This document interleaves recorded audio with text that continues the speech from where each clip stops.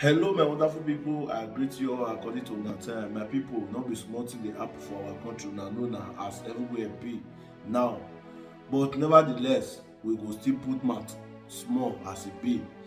So my people, the gist wey I bring come for una so, I no wan just talk too much. Make una just watch this video, make una see wetin dey happen for inside life, my people. And as una dey watch, make una no forget to share am. We will not allow coup after coup. West Africa separation. Okay, what about political coup? Assuming the people in that hall cannot see the hypocrisy in this statement, people in faraway South Africa can see it. It's quite unstable right now, and unfortunately you have the chair currently, it's Nigeria, and the president of Nigeria, he's also facing a lot of pressure in his country in terms of how the election panned out, in terms of the results, some questioning the credibility of the elections. He issued a strong statement yesterday, but already when you read the reaction to that statement, people were already saying, you yourself, you are not legitimate. And therefore, this time around, Ecowas is not as strong as the Ecowas that we are used to. Yes, some are quick to question a military coup. Not that it is right, it is wrong. But what about what causes a military coup in the first place? Why don't people who operate in a democracy obey the rules? People have lost faith in democracy, as can be seen in Niger. Look at people dancing and celebrating the military coup in Niger. You can't blame them. People are simply tired of democracy not working.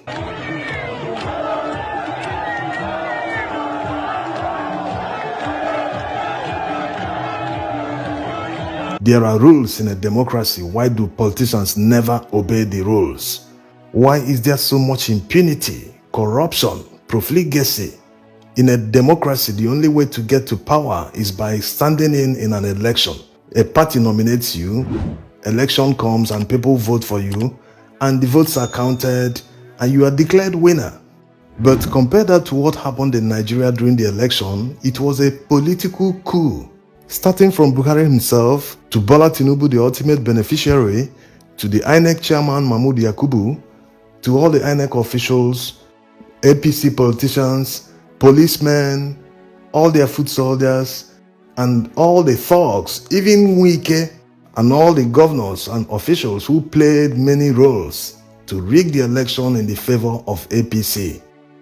Why waste such money? Why waste more than 300 billion naira to conduct a political coup?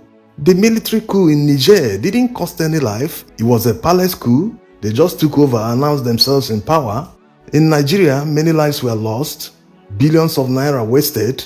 In fact, the election is still inconclusive because they are still in court until the court determines the winner.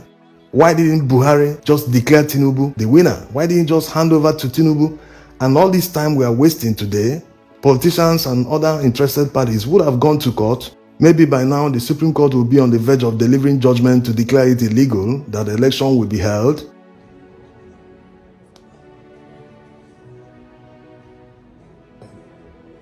This election saw the highest turnout in Nigeria's history.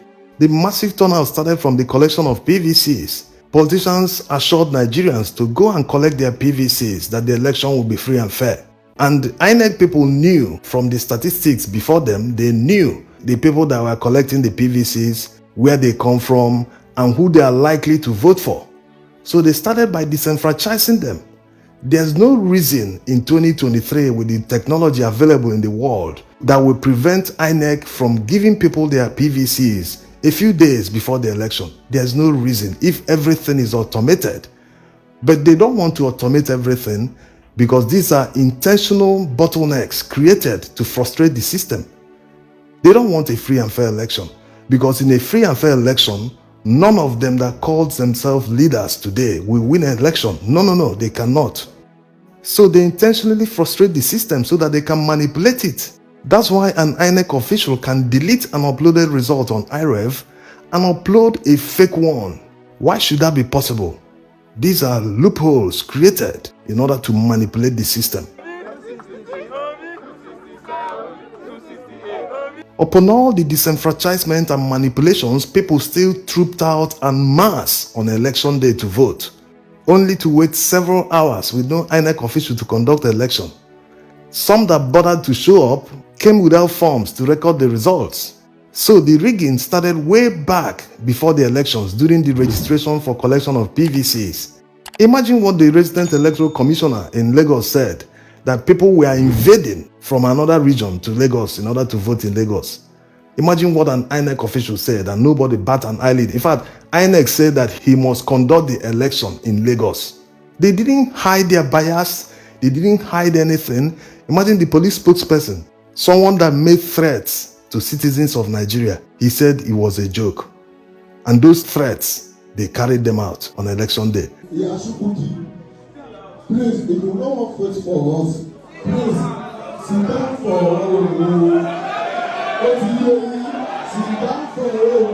They prevented people from voting because they looked differently. Ethnic profiling in Nigeria of 2023.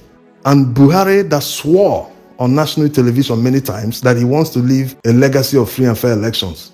He didn't do anything. He never uttered a word. He pretended as if it never happened. All that happened in Rivers, in Lagos, and other places widely reported on television, he never made a comment till today. Yes, they must have told him. APC guys must have told him, hey, the only way we can win this election is to rig.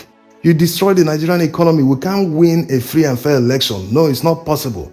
So the only way, they must have told him, is to allow us to rig the election. Yes, because Buhari can destroy the bridge after crossing so that no one else will cross. In 2015, they supported Buhari. He didn't have money for campaigns. So it's a payback to Tinubu and all the people that supported him. But that's not the business of Nigerians. Nigerians are supposed to determine the winner of the election, not INEC, not anybody. No other power should decide except the citizens. People have lost faith in democracy. Democracy is dying. It's already dead in Nigeria. It doesn't exist anymore. Compare the turnout in this election to other elections. People didn't come out to vote. Even the few that came out were playing football in the streets. Will you blame them? They already knew their votes will never count. So why bother? Just like any business, will you invest money in a business that you know you won't make profit? Why not go and party with the money? It's better instead of gambling with your money. So, but in this case, politicians, especially P2B, convinced many people to go and collect their PVCs and vote. Just go and vote. We'll handle the rest. He kept telling people during the campaigns. So people were convinced, especially because of his lifestyle. Being a governor for 8 years, and after that, up to today, no scandal, no single money lost. In fact, during the campaigns, he told people, go and verify. Up to today, nothing on the man. They have nothing on the man. So he inspired many people for the first time in Nigeria's political history. People spend their money on behalf of a politician without knowing him, without meeting him for the first time. That's the level of commitment that people invested in the election. Look at what happened. They stole the election, committed a political coup, and they have the guts to tell people that we will not tolerate coup in West Africa. So the Western world, the United States, France, the United Kingdom, they should understand that their policy towards Africa must change. You can't be saying you want democracy to survive in Africa and you keep supporting people who kill the same democracy. People are tired of a system that is not working. It's simply not working. Let's say the truth. There are rules in a democracy, but they don't obey them. Imagine the National Assembly buying bulletproof cars worth billions of naira in a country with more than 100 million poor people. Why are these people heartless? So the Western world should not say the election is over, we should carry on as if nothing happened. No, that's not the way to go. You should bring sanctions upon all the people that perpetrated the political coup on Nigerians. They should also implement a very strict policy that will block all funds being laundered to their countries from African countries and Nigeria in particular. You can't say you're promoting democracy and people who get elected steal money and launder into your country and you accept it. That's not fair to Africans. The European Union spent millions of euros in this election, but look at how it turned out. It was like a wasted investment. Where they invested the money, they can't even account for it. Everything is written in their report. They are disappointed with the process. In fact, if they knew it would turn out this way, they would never have invested the money in the first place. So like everything in life, all actions have consequences. For democracy to thrive, all operators must follow the rules. There must be proper separation of powers. A president shouldn't be seeing himself as a king, who everyone should come under his authority. There are proper separation of powers. There's the judiciary arm, the executive arm, and the legislature.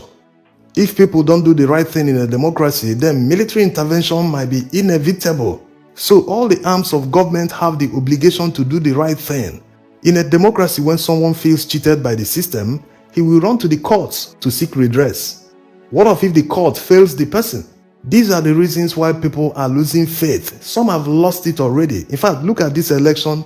Many people have turned their PVCs. They've vowed never to vote again because of what they saw. Some are still traumatized up to today. They just simply came out to vote in an election, and people were doing all sorts of things as if it's a war, just to prevent people from voting. And sometimes when you look at the past, you can't help but compare. Yes, the military guys are not trained to handle the economy, but Abacha was far better than Buhari can ever be. Yes, Abacha stole billions of dollars directly from the central bank. But in terms of the economy, Buhari's handling of the economy for the past 8 years was very poor compared to the Abacha years. So we hope that Nigerians will get their acts together and give democracy a chance once again. In their new democracy that they will try again, all parties must endeavor to follow the rules. We also hope that the Nigerian judiciary will live up to expectations to restore the hope of Nigerians in democracy. If that is not done, many people will never come out to vote again in future elections. And people who stole the elections would have won, which will encourage them to do worse in future elections. Nothing good can come out from an election rigger. If the foundation is not solid, the house can never stand. Because it is illogical to steal from the people and say you want to protect them. It's not possible. Thanks for watching.